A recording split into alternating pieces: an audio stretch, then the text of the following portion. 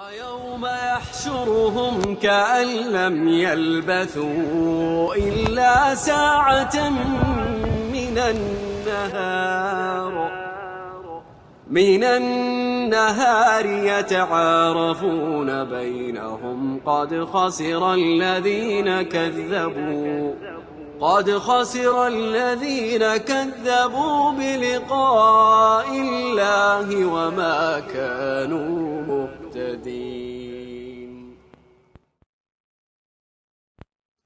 بسم اللہ الرحمن الرحیم. ناظرین کرام، السلام علیکم ورحمۃ اللہ وبرکاتہ. رمضان المبارک کا مہینہ آ گیا. آج ہمارے اس ملک میں دوسرا روزہ ہے. جو لوگ بیرون ملک ہیں، خلیج کے ہیں یا اور یورپ کنٹریز کے ہیں، ان کا آج یہ تیسرا روزہ ہے. آپ تمام حضرات کو یہ روزے مبارک ہوں اور اللہ تبارک تعالیٰ انہیں قبول فرمائے. رمضان مبارک کے اس مہینے میں آپ کے سامنے قرآن مجید کی کچھ آیتوں کو لے کر، لیکن اس ترتیب سے کہ انشاءاللہ ہمیں اس سے قرآن مجید کو سمجھنے میں مدد ملے گی. میں چاہتا ہوں کہ آپ کے سامنے قرآن مجید کی ترتیب کے ساتھ وہ آیتیں آئیں کہ جس سے ہر پارے کا ایک عمومی مفہوم اور اس کا مطلب ہمارے اور آپ کے ذہنوں میں آ جائے. آپ میں سے بہت سارے لوگ تراویح میں قرآن سن رہے ہوں گے. جہاں حافظ قرآن میسر ہیں، قرآن جن کو یاد ہے، وہ قرآن ترتیب سے پڑھ رہے ہوں گے. اور بہت سارے لوگ ہیں جو اپنے گھروں میں وہ صورتیں جو انہیں یاد ہیں اسے پڑھ کر وہ اپنی تراویح مکمل کر رہے ہوں گے. یقیناً یہ ایک اچھا موقع ہے کہ آپ تراویح کی روح کو زندہ کر سکتے ہیں. تراویح کی روح یہ ہے کہ اسے سکون سے پڑھا جائے، سوچ سمجھ کر پڑھا جائے، اور یہ سوچا جائے کہ یقیناً اس رمضان میں ہم کچھ رکعتیں زیادہ پڑھ کر اللہ تعالیٰ کو خوش کرنا چاہتے ہیں. اسی لیے ناظرین کرام، ہمارے سامنے یہ بات رہنی چاہیے کہ حضرت عمر فاروق رضی اللہ تعالیٰ عنہ جنہوں نے مسجد میں باقاعدہ تراویح کے لیے لوگوں کو جمع کیا تھا، انہوں نے بھی خود مسجد میں تراویح کی نماز نہیں پڑھی تھی، کیونکہ وہ لوگ تھے جو بڑا ہی دھیان دے کر، بہت غور کر کے تراویح کی نماز پڑھا کرتے تھے. بڑے یکسوئی کے ساتھ تہجد کی نماز پڑھا کرتے تھے. قیام اللیل ان کا قیام اللیل ہوتا تھا. بے شمار صحابہ کرام بھی مسجد نبوی میں باجماعت نہیں پڑھتے تھے. یہ ہمارے ذہنوں میں رہنا چاہیے. اس لیے آپ قطعی طور پر یہ نہ سوچیں کہ آپ مسجد میں نہیں پڑھ پا رہے تو کوئی کمی ہے. آپ اس کو اچھائی میں بدل دیں. آپ کو جو یاد ہے، جتنا میسر ہے اتنا پڑھیں، اور کوشش کریں کہ آپ کچھ حصہ نکالیں قرآن پر غور کرنے کے لیے، قرآن کو سمجھنے کے لیے، قرآن مجید کے معانی اور مطالب کو جاننے کے لیے. یقیناً آج ترتیب کے لحاظ سے ہمیں تیسرے پارے میں ہونا چاہیے، لیکن کچھ تاخیر سے میرا یہ پروگرام شروع ہوا ہے. انشاءاللہ ہم کوشش کریں گے کہ جلد ہی کور کر لیں، اور آج میری جو شروعات ہوگی وہ پہلے پارے سے ہوگی. پہلے پارے میں ایک چھوٹی سی سورہ ہے جو بڑی مشہور سورہ ہے، اور جسے آپ ہر نماز میں پڑھتے ہیں، اور جس کی بڑی اہمیت ہے، اور جس پر لوگوں نے بہت کچھ لکھا ہے، اور وہ بڑا ہی اہم اور بہت ہی گہرے مضامین والی سورہ ہے، سورہ فاتحہ. نبی کریم صلی اللہ علیہ وسلم نے بہت سارے ناموں سے اس کو یاد کیا ہے. ہم سرسری طور پر آج اس سورہ پر غور کریں گے. گہرائی میں جانے کا نہ یہ موقع ہے، اور نہ آپ کے لیے ایسا کچھ ہے کہ آپ نہ جا سکیں. آپ بعد میں کوئی بھی تفسیر جو آپ کو میسر ہو اٹھائیں اور غور کریں، اس کو پڑھیں اور پھر سوچیں اور سمجھیں. انشاءاللہ آپ کو فائدہ ہوگا. آئیے ہم بہت ہی سرسری طور پر سورہ فاتحہ کو جاننے کی کوشش کرتے ہیں. اعوذ باللہ من الشیطان الرجیم. بسم اللہ الرحمن الرحیم. अल्हम्दुलिल्लाहि रब्बिल आलमीन अर्रहमानिर रहीम मालिकि यौमिद्दीन इय्याका नअबुदु व इय्याका नस्तईन इहदिनस सिरातल मुस्तकीम सिरातल लज़ीना अनअमता अलैहिम गैरिल मग़दूबि अलैहिम वलद्दाल्लीन। आमीन। ये सिर्फ 7 आयतें, सिर्फ और सिर्फ 7 आयतें, लेकिन एक मौके पर रसूलुल्लाह सल्लल्लाहु अलैहि वसल्लम ने फरमाया कि जितना कुरान है उसके बराबर ये सूरह फातिहा है, और इसीलिए कुरान मजीद में कहा गया कि इसे बार बार पढ़ा जाए, इस सूरे को बार बार दोहराया जाए। तो ये 7 आयतों वाली जो सूरे है ये बहुत छोटी सूरे है, लेकिन अपने माने के लिहाज से बहुत बड़ी है, और है बड़ी सादा सी सूरे। उसकी सादगी देखिए कि शुरुआत की जा रही है अल्हम्दुलिल्लाहि रब्बिल आलमीन। तमाम तारीफात अल्लाह के लिए हैं जो सारे जहानों का पालनहार है, परवरदिगार है, रब है। रब का लफ्ज अरबी में इस्तेमाल होता है किसी चीज की निगरानी, निगहबानी और परवरिश के लिए। मैं जो लफ्ज भी इस्तेमाल कर रहा हूं बहुत सोच समझ कर, और मुझे उम्मीद है नाजरीन कि आप उस पर गौर करेंगे। यानी रब उसको कहेंगे जो निगरानी भी करे, देख रेख भी करे, ख्याल भी करे, और सिर्फ निगरानी ना करे कि उसके जिम्मे है वॉचमैन होना, कि गेट पर बैठा हुआ है कोई अंदर बाहर ना आ जा सके, नहीं, बल्कि वो परवरिश भी करे, जिस चीज की जितनी जरूरत है उतनी फराहम करे। अल्लाह सुब्हानहु तआला वो आला मेयार है रब का, उससे बेहतर मेयार कुछ नहीं हो सकता है, उससे बेहतर अंदाज में कोई रब नहीं हो सकता है। वरना अरबी इसको इस्तेमाल करते हैं रब्बुल बैत, घर का मालिक, घर की जो निगरानी करे और घर की जो परवरिश करे, ख्याल करे। रब्बुल इबिल, ऊंटों का रब, यानी ऊंटों का जो देखभाल करे, उसकी परवरिश करे, जानवरों की खेती बाड़ी, या इसी तरह खेती बाड़ी के लिए, सब चीजों के लिए अरबों ने रब का लफ्ज इस्तेमाल किया है, उनके लिए जो बड़े लग करके किसी काम को करते हैं। अल्लाह सुब्हानहु तआला उसने फरमाया कि मैं किसी एक चीज का नहीं, बल्कि आलमीन, एक दुनिया का भी नहीं, सारे जहानों का। आज साइंस की तरक्की ने हमारे सामने बहुत सारे आफाक वाज़े कर दिए, बहुत सारे जहान हमारे लिए खोल दिए।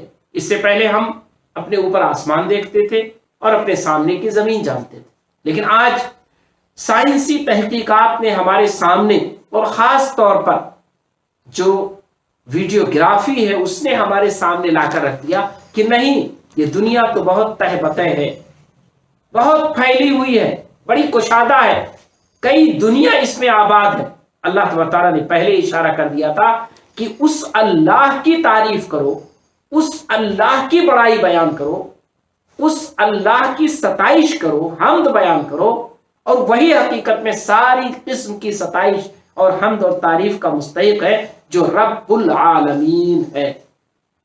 इस पस मंजर में हमें और आपको ये बात ज़हन में रखनी चाहिए कि आज हम एक बीमारी से, एक वबा से दो चार हैं, और हम नहीं, पूरी दुनिया, जिस दुनिया की आबादी को हम जानते हैं उसका बेशतर हिस्सा, और बड़े बड़े ममालिक, बड़े तरक्की याफ्ता ममालिक, वो इस वबा से दो चार हैं। अल्लाह रब्बुल आलमीन वो अगर चाहे तो ये वबा दूर हो सकती है। हम अपनी तदबीरें करें, हम अपनी कोशिशें करें, तदबीरों के लिए भी उसी ने सामान मुहैया किए, दवा के लिए रॉ मटेरियल उसी ने बनाए। इस दुनिया की जितनी चीजें हम इस्तेमाल करेंगे वो सारी की सारी चीजें पैदा तो उसी ने की है, लेकिन गैब से अगर कोई इस मर्ज का इलाज कर सकता है और इस वबा से इंसानों को बचा सकता है और उनकी रहनुमाई कर सकता है तो वो रब्बुल आलमीन है। आइए हम सब मिलकर तारीफ करें अल्हम्दुलिल्लाह रब्बिल आलमीन की सारी तारीफात सिर्फ और सिर्फ रब्बुल आलमीन की।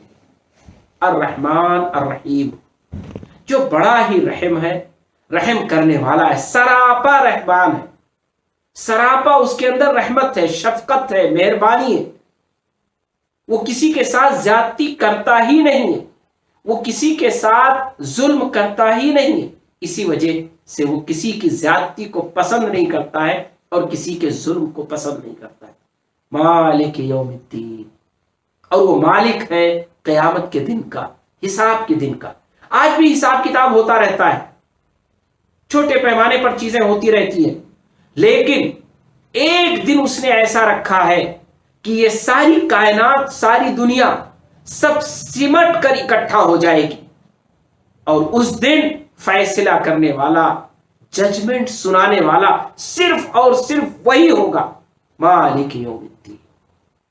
تو ہم اس دنیا کو اپنی آخری منزل نہ سمجھیں، بلکہ اس دنیا کے بعد ایک ججمنٹ کا دن ہے، ایک ججمنٹ کا وقت ہے، جس کا مالک صرف اور صرف وہی اللہ ہوگا، اور وہی اس کو فیصلہ کرے گا. اس دن کے لیے بھی اپنے آپ کو تیار کریں. ایاک نعبد و ایاک نستعین. جب اللہ اس پوزیشن میں ہے کہ سارے جہان کا پروردگار ہے، پالنہار ہے، اور وہی رحمان ہے، وہی رحیم ہے، اور وہی ججمنٹ کے دن کا مالک ہے، تو پھر اسی کی عبادت ہونی چاہیے، اسی سے مدد مانگنی چاہیے. ایاک نعبد. اب ہم گویا کہ اعتراف کر رہے ہیں. اللہ نے اپنی جو کوالٹی، اپنی جو صفت بیان کی، اپنی جو حیثیت بیان کی، اپنی جو پوزیشن بیان کی، اس کی بنیاد پر جو سمجھدار انسان ہے، جسے اللہ کے اس حیثیت کا اندازہ ہو گیا، اس نے یقین کر لیا اور زمین کی ساری چیزوں کو دیکھ کر اسے صحیح طور پر پتہ چل گیا، تو وہ پکار اٹھے گا ایاک نعبد، ہم تو تیری ہی عبادت کرتے ہیں، وہ ایاک نستعین، اور تیری ہی، تجھی سے مدد مانگتے ہیں، تیرے علاوہ ہم کسی کو نہیں کچھ سمجھتے ہیں اور نہ کسی طرف جانے کی کوشش کرتے ہیں. اہدنا الصراط المستقیم. لیکن اے اللہ، تو نے ہم کو اس دنیا میں پیدا کیا ہے، دنیا بڑی رنگین ہے، بڑی شاداب ہے، بڑی پرپیش ہے، بھٹکنے بھٹکانے والی ہے. اس لیے اگر ہم کہیں بھٹک رہے ہوں تو اے اللہ تو مجھے صراط مستقیم کی ہدایت دے دے، صراط الذین انعمت علیہم، اور ان لوگوں کی طرح ہدایت دے دے جن پر تیرا انعام رہا ہے، نہ کہ ان لوگوں کی طرح جن پر تیرا غضب رہا ہے یا جو لوگ بھٹک گئے. یہ گویا کہ ایک لحاظ سے اللہ کی کبریائی، اس کی بڑائی بیان کرنے کے بعد اس سے لو لگانے، اس کی طرف رجوع کرنے اور انسان کو دعا کرنے کا ایک طریقہ سکھایا گیا ہے، ایک طریقہ سکھایا گیا. تو دونوں ہیں اس میں، دونوں ہیں اس میں. اسی لیے صحیح مسلم کی روایت ہے کہ اللہ تعالیٰ فرماتا ہے کہ میں نے اس سورے کو اپنے اور بندوں کے درمیان آدھا آدھا تقسیم کر دیا ہے. جب بندہ کہتا ہے الحمدللہ رب العالمین، تو میں کہتا ہوں بندے نے میری تعریف کی، بندے نے مجھ کو رحمان اور رحیم مانا، بندے نے مجھ کو مالک یوم الدین مانا. اور پھر جب وہ کہتا ہے اہدنا الصراط المستقیم، تو میں کہتا ہوں میں اسے ہدایت دے رہا ہوں، میں اسے صحیح راستے پر لگا رہا ہوں. یہ چھوٹی سی سورہ ہے جو ڈیلی آپ اپنی تراویح کی نماز میں ہر رکعت میں پڑھتے ہو. قرآن کی اور صورتیں تو ایک بار آپ پڑھتے ہیں، یہ چھوٹی چھوٹی صورتیں کئی بار آپ پڑھتے ہیں، لیکن یہ سورے تو بار بار آپ پڑھتے ہیں، ہر نماز میں پڑھتے ہیں. نماز آپ کی ہوگی ہی نہیں جب تک اس سورے کو نہ پڑھیں. آپ امام صاحب کچھ نمازوں میں جہری پڑھتے ہیں، آپ بھی اکیلے پڑھیں گے تو ان نمازوں میں جہری پڑھیں گے. اب آپ سوچیں کہ یہ سورہ اتنی اہم ہے، لیکن اس کے معانی پر ہماری کتنی نگاہ ہے، اس کے الفاظ ہمیں کتنا یاد ہیں. چند الفاظ ہیں، 7 آیتیں ہیں، آسان سے الفاظ ہیں. مجھے امید ہے کہ آپ تمام حضرات اس رمضان المبارک میں کم از کم سورہ فاتحہ کا پورا معنی یاد کر لیں گے، اسے سمجھ لیں گے اور پھر انشاءاللہ اس پر غور کریں گے. آئیے اب ہم آتے ہیں سورہ بقرہ، دوسری سورہ کی طرف. سورہ بقرہ بہت لمبی سورہ ہے، تقریباً 2.5 پاروں پر مشتمل ہے، اور یہ سورہ بھی مدنی سورتوں میں سے. یعنی ہمیں اور آپ کو معلوم ہونا چاہیے کہ قرآن مجید یہ مکہ مکرمہ میں نازل ہوا. 13 سال رسول اللہ صلی اللہ علیہ وسلم جب مکہ مکرمہ میں بحیثیت نبی رہے، اور تقریباً 10 سال مدینہ منورہ میں قرآن مجید نازل ہوتا رہا. مکہ مکرمہ کی جو صورتیں نازل ہوئی ہیں ان میں مکی صورتیں لکھا جاتا ہے، اور جو मदीने मुनव्वरा के ज़माने में नाजिल हुई हैं उन्हें मदनी सूरतें लिखा जाता है। मक्की और मदनी सूरतों में एक बड़ा फर्क है। वो फर्क ये है कि मक्की जो सूरतें हैं उसमें ज्यादातर 3 चीजों पर बात है और उसी के दलाइल। पहली चीज अल्लाह की तौहीद, उसकी वहदानियत, अल्लाह की जात, उसकी सिफात। और दूसरी चीज है रसूलुल्लाह सल्लल्लाहु अलैहि वसल्लम की रिसालत, आपकी नबूवत, आपका पैगंबर होना और आपके पैगंबर की सिफात और आपका अमल, आपका पैगंबराना अमल। और तीसरी चीज है आखिरत, इंसान के मरने के बाद का हिसाब किताब। ये 3 चीजें तफसील के साथ मक्की सूरतों में हैं और उन्हीं के दलाइल हैं, उन्हीं के लिए वाकयात हैं, उन्हीं की तफसीलात हैं, उन्हीं की तशरीह है, उन्हीं को मिसालों के जरिए समझाया गया। लेकिन मदनी सूरतों में इसके बरखिलाफ थोड़ा आगे बढ़कर हमारे और आपके लिए गाइडलाइंस है, हमारे और आपके लिए समाजी, मुआशरती, सियासी, इक्तिसादी और घरेलू और इंसानी जिंदगी में पेश आने वाले मामलात में क्या हमारा रवैया होना चाहिए, हमारा एक दूसरे के साथ मामलाती अंदाज क्या होना चाहिए, हमें एक दूसरे के साथ कैसे रहना चाहिए, हमारा मुआशरे के तई क्या जिम्मेदारी है, इंसानों की आबादी में रहते हुए हमें कैसा इंसान बन के रहना चाहिए और मामलात को कैसे निभाना चाहिए, अपने मुआशरत और समाज को कैसे बनाना चाहिए, इस पर गुफ्तगू, जिसको उम्मी तौर पर आप पढ़ेंगे तो कहा जाएगा अहकामात की आयतें।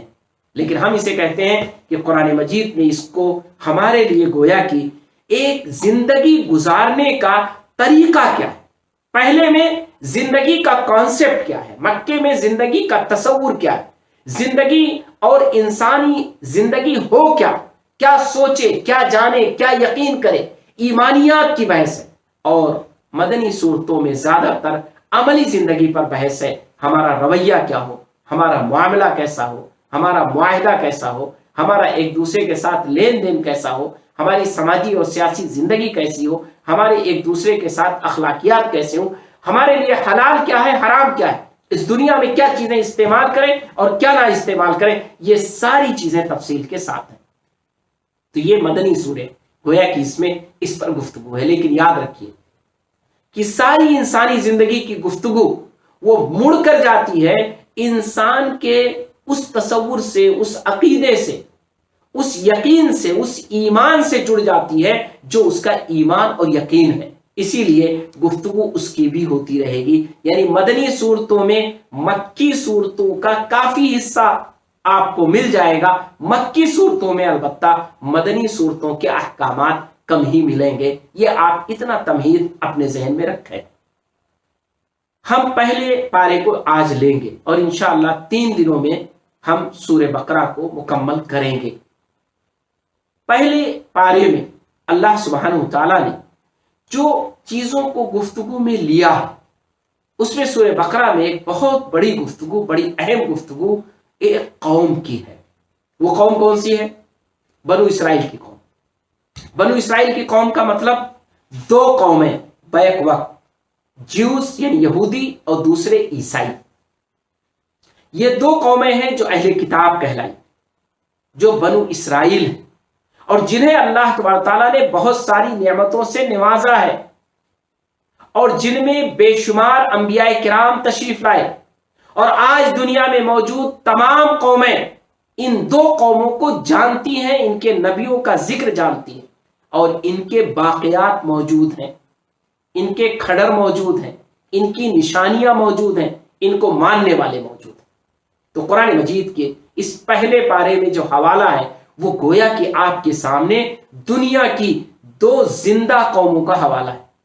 2 ऐसी कौमों का हवाला है जो निहायत ही मजबूत कौमें हैं, निहायत ही अपने आप को अल्लाह वाली कौमें समझती हैं, दावती कौमें हैं जो अपने आप को अल्लाह का बरगुज़ीदा बंदा समझती हैं, जो अपने आप को अल्लाह का कामयाब कौम समझती हैं और जो अपने अंबिया पर फख्र करती हैं और अपने अंबिया किराम का तज़किरा करती हैं।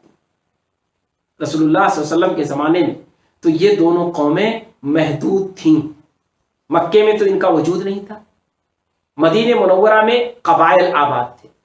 लेकिन आज की इस दुनिया में जब हम इस सूरह बकरा को पढ़ेंगे اور بنو اسرائیل کا ذکر آئے گا تو ہمیں فوراً ذہن میں لانا چاہیے کہ آج جسے ہم یورپ کہتے ہیں، آج جسے ہم دنیا کا بڑا حصہ کہتے ہیں، ترقی یافتہ حصہ کہتے ہیں، آج جسے ہم اسرائیل کہتے ہیں، یہ دونوں قومیں اس پورے خطے پر پھیلی ہی نہیں ہے، بلکہ حاکم ہیں، طاقتور ہیں، متحد ہیں، ترقی یافتہ ہیں، سب سے آگے۔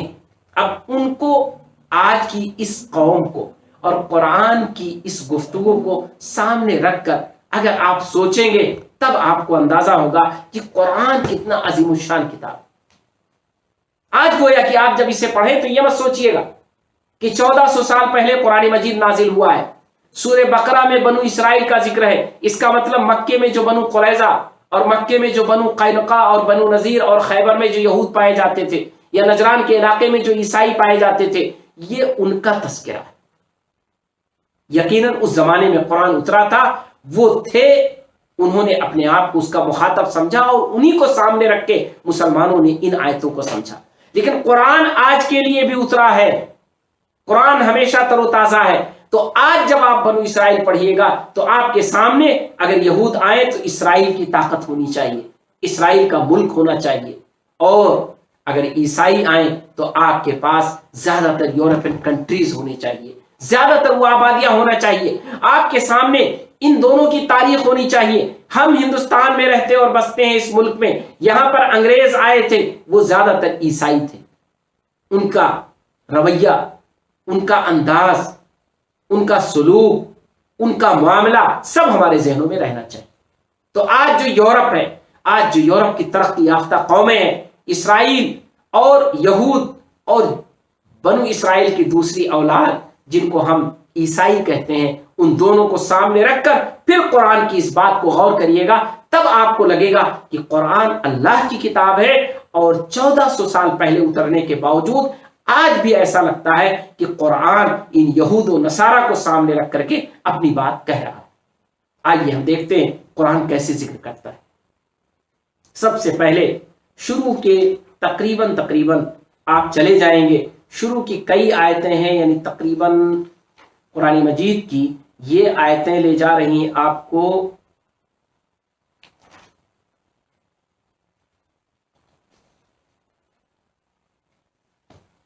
39 آیتیں، 39 آیتیں شروع کی، وہ ایک مضمون کی آیتیں۔ اس میں مضمون کیا ہے؟ قرآن چونکہ ہدایت کی کتاب ہے تو قرآن نے انسانوں کی کیٹیگری کر کے بات کو سمجھایا، لیکن سب سے پہلے حکم دیا گیا ہے کہ اچھے لوگ کون ہیں اور اچھے کام کیا ہے۔ فرمایا گیا کہ یہ کتاب ہے جس میں شک کی گنجائش نہیں ہے، لیکن یہ متقیوں کے لیے ہدایت ہے۔ جو لوگ کم از کم کچھ پاس و لحاظ کریں گے انہی کے لیے ہدایت ہے۔ اگر ان کے دل میں کچھ خوف نہیں ہے، کچھ خدشہ نہیں ہے، کچھ سوچتے نہیں، کسی کا لحاظ نہیں ہے، بالکل بے سر پیر کے رہتے ہیں، تو پھر ان کے لیے ہدایت کوئی معنی نہیں رکھتی ہے۔ تو یہ کتاب ان کے لیے ہے جو کچھ غور کریں۔ ہم مسلمانوں کو خاص طور پر جو اس کتاب کی امانت اپنے آپ کو سمجھتے ہیں کہ اس کے امین ہیں، یہ کتاب ان کے پاس ہے، وہ سن لیں کہ اگر وہ تقوی سے لیس نہیں ہوں گے، اور خاص طور پر رمضان مبارک میں تو تقوی ہمارے لیے بڑا عام سا لفظ ہے، کیونکہ روزوں کا مقصد ہی تقوی ہے۔ تو یاد رکھیے، اگر تقوی نہیں ہمارے اندر آیا تو ہم قرآن سے بھی ہدایت نہیں حاصل کر سکتے۔ قرآن نے کہا ھدی للمتقین، یہ کتاب ہدایت تو ہے، لیکن اس کے لیے آپ کو اپنے اندر تقوی پیدا کرنا پڑے گا۔ لیکن اچھے لوگوں کی صفات کیا ہیں؟ کہ جو غیب پر ایمان لاتے ہیں، مطلب یعنی جو بغیر دیکھی ہوئی چیزوں پر ایمان لاتے ہیں وہ اچھے ہیں۔ آج تو دنیا کہے گی وہ بیوقوف ہے۔ جو چیز نظر نہیں آتی ہے وہ تو توہم کی ہے، خرافات سے، ڈھکوسلا ہے، دھوکہ ہے، طلسم ہے، یہ سارے الفاظ ہیں، ہم بھی کہیں گے اس سے نہیں۔ اللہ تبارک تعالیٰ نے یہاں جو غیب کی بات کہی ہے وہ اپنے بارے میں کہی۔ کیا مطلب؟ کہ اللہ جس نے اپنے آپ کو ہم سے پردے میں رکھا ہے، غیب میں رکھا ہے اپنی ذات کو، لیکن اس کی صفات، اس کے تجلیات، اس کے کارنامے، اس کے شواہد، اس کے ایویڈنس، اس کے دلائل، اس کی پیدا کی ہوئی چیزیں وہ سب مشاہد ہیں، وہ سب نظر آ رہی ہیں، وہ غیب نہیں ہے۔ تو غیب پر جو ایمان لانا ہے وہ اللہ کی ذات ہے۔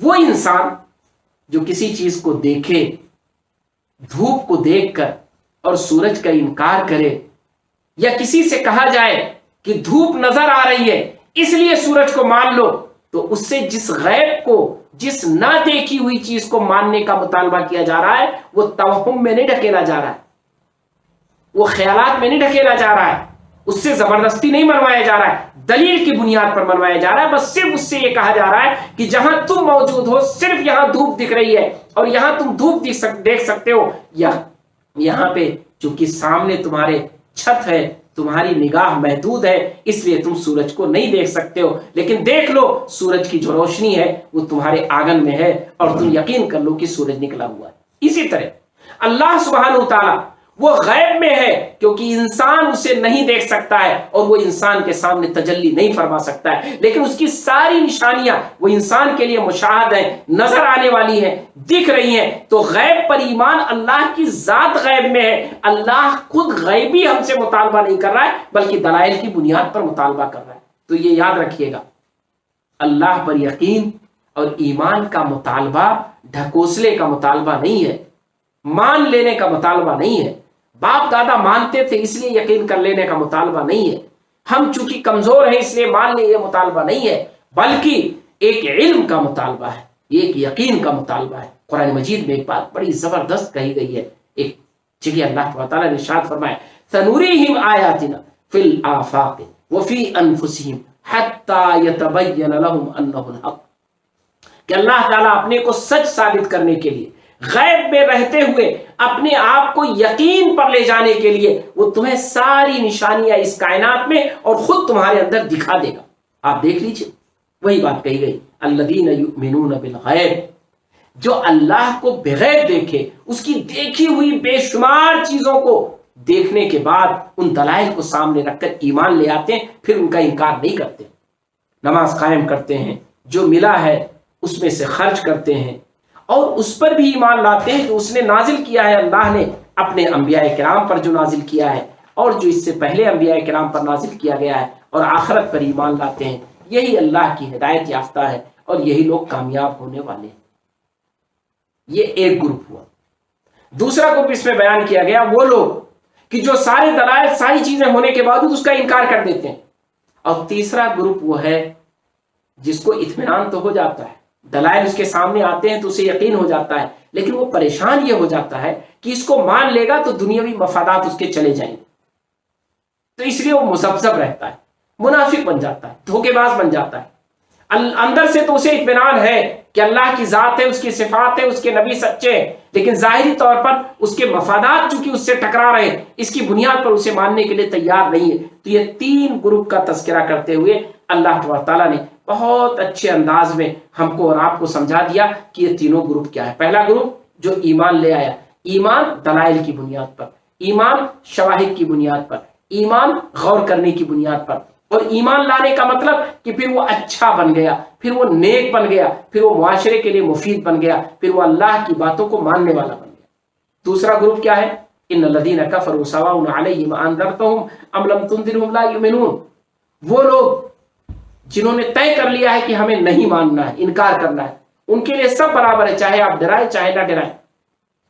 ختم اللہ علی قلوبہم وعلی سمعہم وعلی ابصارہم غشاوہ، اللہ تعالیٰ نے تو ان پر مہر بند کر دی، اور پھر ان کے لیے دردناک عذاب ہے کیونکہ وہ اسی کے مستحق ہیں۔ وَمِنَ النَّاسِ مَن يَقُولُ آمَنَّا بِاللَّهِ وَبِالْيَوْمِ الْآخِرِ وَمَا هُمْ بِمُؤْمِنِينَ، کچھ لوگ ایسے بھی ہیں جو کہتے ہیں ہم اللہ اس کے آخرت پر ایمان لے آئے، لیکن اس کے باوجود ان کا یقین ابھی مضبوط نہیں ہے۔ يُخَادِعُونَ اللَّهَ وَالَّذِينَ آمَنُوا وَمَا يَخْدَعُونَ إِلَّا أَنفُسَهُمْ وَمَا يَشْعُرُونَ، وہ اللہ اس کے رسول کو دھوکہ دینا چاہتے ہیں، حالانکہ وہ تو اپنے آپ کو دھوکہ دے رہے ہیں جس کا انہیں اندازہ بھی نہیں ہے، ان کے دلوں میں مرض ہے۔ اللہ تعالیٰ نے اب ان کے مرض کو اور بڑھا دیا، اور ان کے لیے بھی دردناک عذاب ہے، اس لیے کہ وہ کذب سے کام لے رہے ہیں، جھوٹ بول رہے ہیں کہ وہ ایمان لے آئے، حالانکہ دل میں ان کے ایمان نہیں ہے، وہ اپنے خطرے کو ابھی سمجھ نہیں سکے ہیں، وہ ڈر رہے ہیں کہ دنیاوی مفادات چلے جائیں گے، اس کی وجہ سے وہ لالچ میں ہیں اور ان لوگوں کے ساتھ ہیں جو لوگ کی کفر کر رہے ہیں۔ یہ اللہ تبارک تعالیٰ نے موازنہ کیا. یہ جو 39 آیتیں ہیں، پھر اس کے دلائل ہیں، پھر اس کی مثالیں ہیں، یہ ساری چیزیں دیتے ہوئے اللہ تبارک تعالیٰ نے 39ویں آیت کس پر ختم کی، میں اس کو ذکر کرنا چاہتا ہوں. بیچ میں اللہ تبارک تعالیٰ نے آدم علیہ السلام کی تخلیق ہے، آدم علیہ السلام کیسے پیدا ہوئے، آدم علیہ السلام کے پیدا ہونے کے بعد اللہ نے کیا فرشتوں کو حکم دیا، ابلیس کا کیا رول رہا، آدم علیہ السلام جنت سے دنیا میں آئے، آزمائش کے طور پر آئے. یعنی گویا کہ ان 39 آیتوں میں اللہ سبحانہ و تعالیٰ نے ہمارے اور آپ کے سامنے ایک بات واضح کر کے رکھ دی، وہ یہ کہ دیکھو ہم نے اس کائنات کو بنایا ہے، اس میں انسانوں کو بعد میں بنایا. انسانوں میں آدم علیہ السلام کو سب سے پہلے بنایا. آدم علیہ السلام کو بناتے ہی ایک آزمائش کا ہم نے سلسلہ شروع کر دیا. وہ آزمائش کیا؟ اس وقت آزمائش ہوئی فرشتوں کی کہ اے فرشتوں آدم کو سجدہ کر لو. فرشتوں نے سب نے مان لیا سوائے ابلیس کے، اور اس نے کہا ہم سجدہ نہیں کریں گے. اپنے دلائل اس نے دیے، لیکن اللہ تبارک تعالیٰ کی بات نہ ماننے کے نتیجے میں اس کو اللہ تبارک تعالیٰ نے مردود قرار دے دیا. اب اس نے آدم کے خلاف شادی شروع کی، اور یہاں سے گویا اللہ کی آزمائش انسانوں کے ساتھ شروع ہو گئی. آدم علیہ السلام کو اللہ تبارک تعالیٰ نے کہا کہ اس درخت کے قریب مت جائیے، لیکن وہ ابلیس کے بہکاوے میں آئے، اور انسان کی آزمائش کی گھڑی تھی، اس لیے اس آزمائش سے وہ دوچار ہوئے اور جنت سے نکالے گئے. اور اللہ تبارک تعالیٰ نے اس دنیا کی تخلیق کو گویا یہی آدم اور ابلیس کی کشمکش سے شروع کر دی. یہ گویا کہ اللہ تبارک تعالیٰ کا ایک پلان تھا. اس پلان کا مین ہیرو ہم اور آپ ہیں، انسان. کہ جس انسان کو اللہ تبارک تعالیٰ نے آدم سے سجدہ کرایا، وہ انسان اب اللہ کا منکر نہ بنے، اور اگر بنتا ہے تو یاد رکھے کہ اگر وہ اپنے آپ کو انکار کی فہرست میں لے جاتا ہے تو اس کا حشر بھی وہی ہوگا جو ابلیس کا ہوا. اور ابلیس چاہے گا کہ انسان بہک جائے، کیونکہ ابلیس خود بہکا تو وہ انسان کو بھی بہکانا چاہے گا. اور اس کے لیے اللہ تبارک تعالیٰ نے اسے مہلت دے رکھی ہے، اور اللہ تبارک تعالیٰ نے اس کے لیے راستے بنا رکھے. یہ ہے وہ پہلا منظرنامہ جو اس سورے میں دیا گیا. اس کے بعد یا بنی اسرائیل کا تذکرہ ہے. یا بنی اسرائیل، اس پر گفتگو ہم انشاءاللہ اگلے اس میں کریں گے مرحلے میں. ہمیں امید ہے کہ خلاصہ قرآن کو آپ ہمارے ساتھ سنتے ہوئے قرآن سے رجوع ضرور کریں گے، یعنی قرآن کو پڑھیں گے ضرور، قرآن پر غور ضرور کریں گے. بس ایک بات میں آپ سے کہہ دوں، وہ ذہن میں آپ کے رہے کہ قرآن پڑھنے کے لیے یہ کبھی مت سوچئے گا کہ بالکل ترتیب سے پڑھتے ہوئے ایک ایک لائن حل کرتے ہوئے سمجھتے ہوئے جائیں گے. قرآن ایک ایسی کتاب ہے جو خطاب کی کتاب. آپ کہیں سے پڑھنا شروع کریے، 4 6 10 آیتیں آپ پڑھیں گے تو آپ کو لگے گا قرآن نے بہت بڑی بات کہی. اور قرآن اپنی بات کو بہت اچھے سے کہتا ہے، اس لیے کہیں آپ کو دشواری نہیں ہوگی. کہیں سے بھی کھول لیجئے گا. جب میں یہ پورا سورہ بقرہ ختم کروں گا یا پہلا پارہ ختم کروں گا تو انشاءاللہ اس پر بات ہوگی میری اور آپ کی.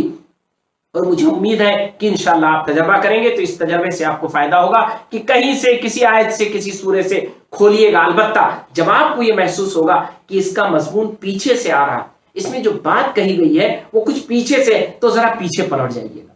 1 2 آیتیں پیچھے آپ جائیں گے، آپ کو مضمون کا سرا مل جائے گا، اور پھر آپ پڑھنا شروع کریے گا تو آپ کو لگے گا کہ قرآن نے تو بہت بڑی بات کہی. تو قرآن کو بیچ بیچ سے بھی پڑھ کر آپ پورے طور پر مستفید ہو سکتے ہیں، اچھے طور پر آپ فائدہ اٹھا سکتے ہیں. اللہ تعالیٰ ہم سب کو قرآن مجید سے فائدہ اٹھانے کی توفیق عطا فرمائے. رمضان المبارک کی روزوں کو قبول فرمائے، قیام اللیل اور عبادتوں کو قبول فرمائے. رمضان المبارک میں روزے کے ساتھ ساتھ دیگر جو عبادتیں ہیں انہیں بھی کرنے کی توفیق عطا فرمائے.